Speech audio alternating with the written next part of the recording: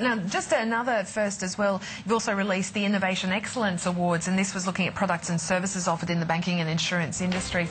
There is the 8 winners, so there were 6 in the banking class, and then as well you looked at products in the insurance class as well. So I think they're the 4 of the banking winners, and then just turning the page, we're going to have a look at 2 other ones there in the banking, and then finally in innovation in the insurance industry, 2 winners there, Real Insurance and Australian Unity. Just take us through, I mean, what have we seen? I mean, you would sense that the global financial crisis would have dampened innovation. I mean, it was all those sophisticated products, wasn't it, that got everyone into trouble in the first place. Is that what you've seen? Has it dampened innovation? No, it hasn't at all. If anything, I think this environment might encourage more innovation, because people are looking far more closely at the environment they're in and far more closely at the financial services they're buying. So I think, in fact, it might actually be perverse. It might actually encourage innovation, because we've seen massive innovation over this 12 months. And it just covers the full range. Companies, of course, are taking a long-term view. They're saying, look, we're here for more than the next 12 months. We're here for the recovery. We want to be the winner coming out of this. And customers value innovation, and satisfaction's tied to that.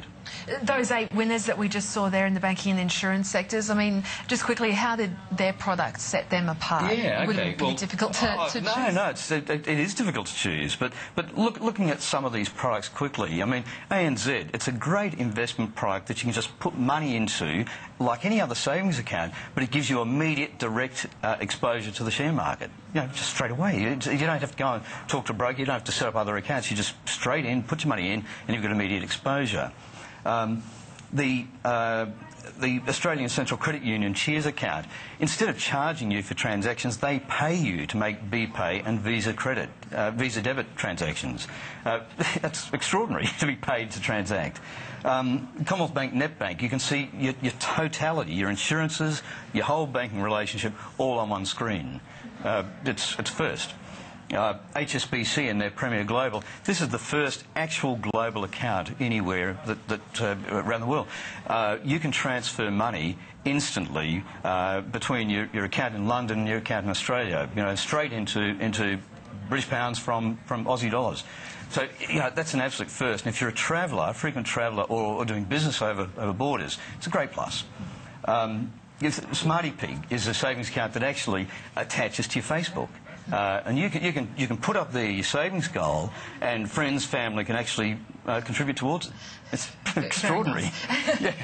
And then you've got Woolworths Every Day, where you earn a myriad of rewards points across a lot of different channels. Your card stores. You don't need vouchers to get your petrol discounts. Your card stores your history. So it just gives such an array of rewards benefits.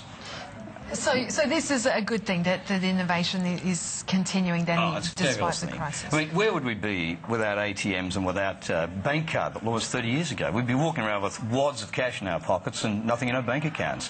We need innovation because it actually improves service. So perhaps a bit of good press, because obviously the banks have been in the bad books. Sure. They've taken a beating lately, but you know, the long term looks good. They're doing some good things that consumers will really see some benefit from. Fantastic to have you in, Steve Mickenbecker from Canstar Cannex. Thanks so much for talking to us today.